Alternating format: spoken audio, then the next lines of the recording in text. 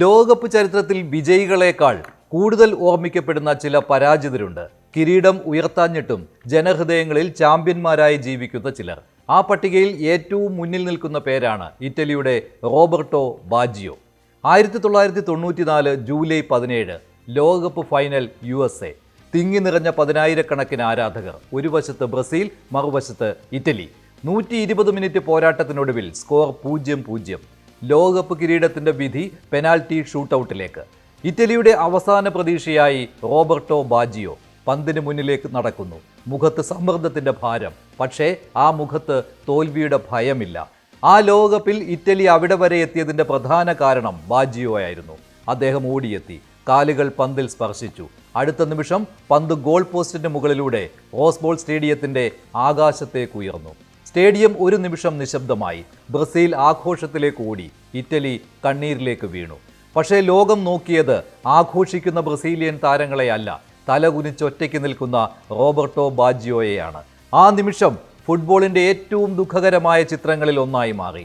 എന്നാൽ അതൊരു പെനാൽറ്റി നഷ്ടത്തിന്റെ കഥ മാത്രമല്ല, അത് വിധിയുടെ ക്രൂരതയുടെ കഥ കൂടിയാണ്. കാരണം ആ ലോകകപ്പിൽ ബാജിയോയുടെ ശരീരം തകർന്ന നിലയിലായിരുന്നു. പരിക്കുകളാൽ ബുദ്ധിമുട്ടിയിരുന്നിട്ടും അദ്ദേഹം കളിച്ചു.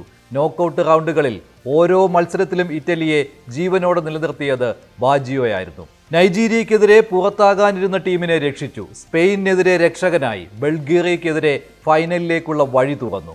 ഇറ്റലി ഫൈനലിലെത്തിയത് ഒരു ടീമിന്റെ ശക്തി കൊണ്ടല്ല, ബാജിയോ എന്ന ഒറ്റ മനുഷ്യന്റെ ജ്വലനത്തിലൂടെയായിരുന്നു. പക്ഷേ ഫുട്ബോൾ ചിലപ്പോൾ ഏറ്റവും വലിയ നായകനെ തന്നെയാണ് ഏറ്റവും വലിയ ദുരന്ത നായകനാക്കി മാറ്റുന്നത്. അതിനുശേഷം വർഷങ്ങൾ കടന്നുപോയി.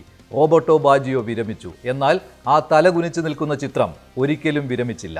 ഇന്നും ലോകകപ്പ് കാണുന്ന ഓരോ തലമുറയും അത് വീണ്ടും വീണ്ടും കാണുന്നു. 2006 വീണ്ടും ലോകകപ്പ് നേടിയ ശേഷം ഇന്ന് ഇറ്റലിയുടെ അവസ്ഥ കാണുമ്പോൾ ബാജിയോയുടെ വേദന കൂടുതൽ ആഴത്തിൽ മനസ്സിലാകും. ഒരു കാലത്ത് ലോക ഫുട്ബോളിൻ്റെ രാജാക്കന്മാരായിരുന്നു ഇറ്റലി. 4 ലോകകപ്പ് കിരീടങ്ങൾ, അനവധി ഇതിഹാസങ്ങൾ, ലോകത്തെ വിറപ്പിച്ച പ്രതിരോധ നിരകൾ. പക്ഷേ കാലം മാറി. 2018 ലോകകപ്പിന് യോഗ്യത നേടാനായില്ല. 2022 ലോകകപ്പിനും ഇറ്റലി ഉണ്ടായില്ല. ഈ ലോകകപ്പിലും ഇറ്റലിയെ കാണാനാകില്ല.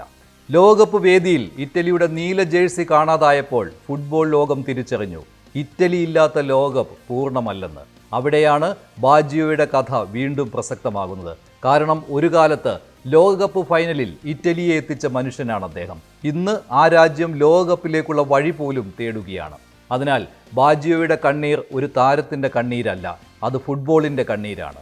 അദ്ദേഹം നഷ്ടപ്പെടുത്തിയത് ഒരു പെനാൽറ്റി മാത്രമായിരുന്നു. പക്ഷേ ലോകം നഷ്ടപ്പെടുത്തിയത് ഒരു ലോകകപ്പ് വിജയിയുടെ കിരീടധാരണ നിമിഷമായിരുന്നു. ഇന്ന് ഇറ്റലി ലോകകപ്പിന് പുറത്തു നിൽക്കുമ്പോഴും ബാജിയോയുടെ തലകുനിഞ്ഞ ആ രൂപം ലോക ഫുട്ബോളിനോട് ഒരു ചോദ്യം ചോദിച്ചുകൊണ്ടിരിക്കുന്നു. ഒരു പെനാൽറ്റി കൊണ്ട് ഒരാളുടെ മഹത്വം അളക്കാനാകുമോ? ഉത്തരം അന്നും ഇന്നും അതുതന്നെയാണ്, ഇല്ല.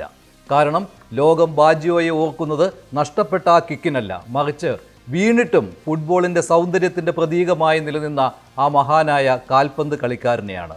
റോബർട്ടോ ബാജിയോ, ഫുട്ബോളിൻ്റെ ഏറ്റവും മനോഹരമായ ദുഃഖഗാനം.